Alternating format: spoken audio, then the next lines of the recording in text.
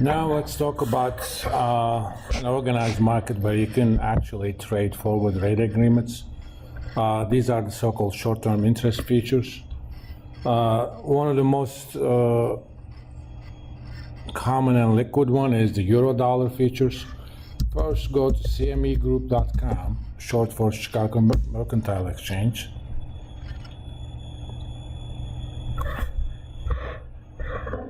And among the markets, pick interest rates. And right here, Eurodollar futures. These are futures contracts for 3 months forward. Let's look at the contract specifications first. For each contract month, let's go to contract specs. Let's see. The termination of trading, second London Bank business day before the third Wednesday of the contract month. Trading expiring contracts terminates at 11 a.m. These are cash settled contracts. We're not going to worry about that for the purpose of this class.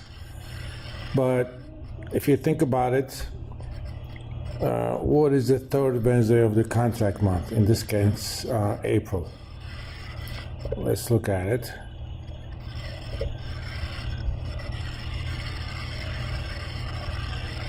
Third Wednesday is the 15th. So second London Bank business day before the third. So that's about the 13th of April. So this is effectively a 3-month loan that starts on 15th of April and goes for 15 days. I'm not gonna worry about a few days. Think of this as a 3-month forward contract that starts in 1 month. And let's look at how it is quoted.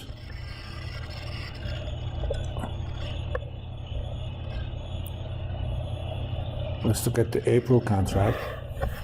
This is quoted as 100 minus the implied interest rate. So let's go to our spreadsheet. Let's call this Eurodollar futures, not futures, futures.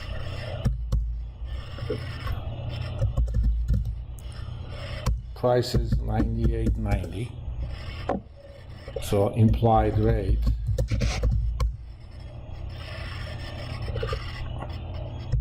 is 100 minus the price. Since we're going to express this as a percentage, let's divide that by 100.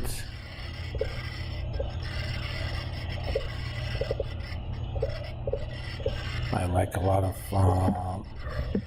digits. So this says the implied 3-month rate is 1.10% for that period. Now, why would anybody use such a contract? In this case, if you go long in this contract, you benefit if the interest rates go down, because that means price goes up. Suppose you have a variable rate liability. That means if the interest rates go up, you're going to have to pay more.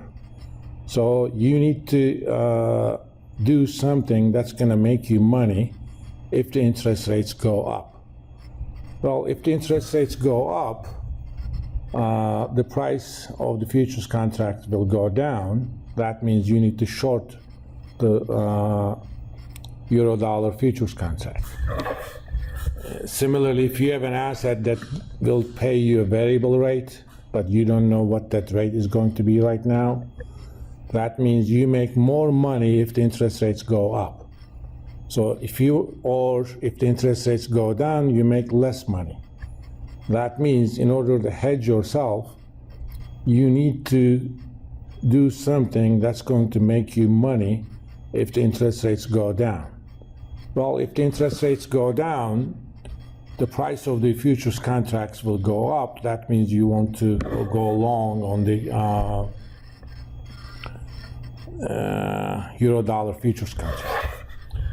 We're going to talk more about hedging variable rate exposures in the context of interest rate swaps, swapping a fixed rate interest rate schedule to a floating rate, because most assets have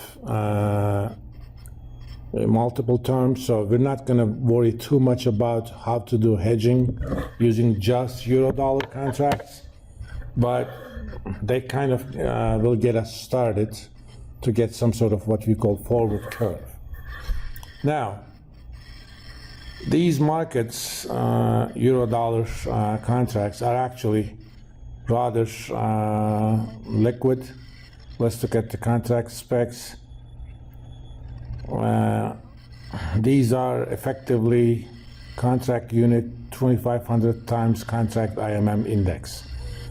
If you multiply that roughly by 100, you were talking about $2.5 million.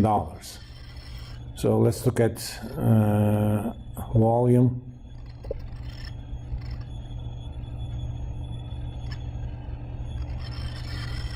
You know, April contract open interest is about 500,000 contracts.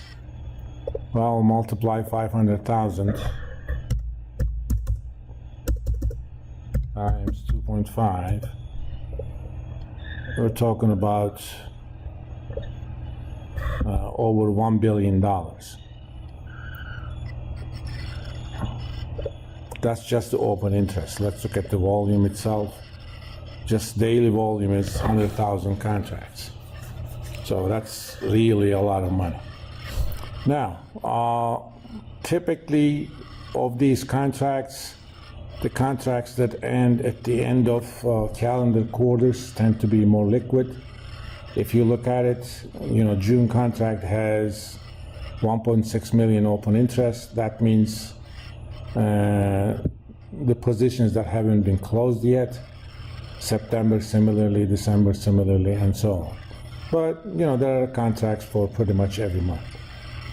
Now, from this, we could actually kind of construct what the implied spot rate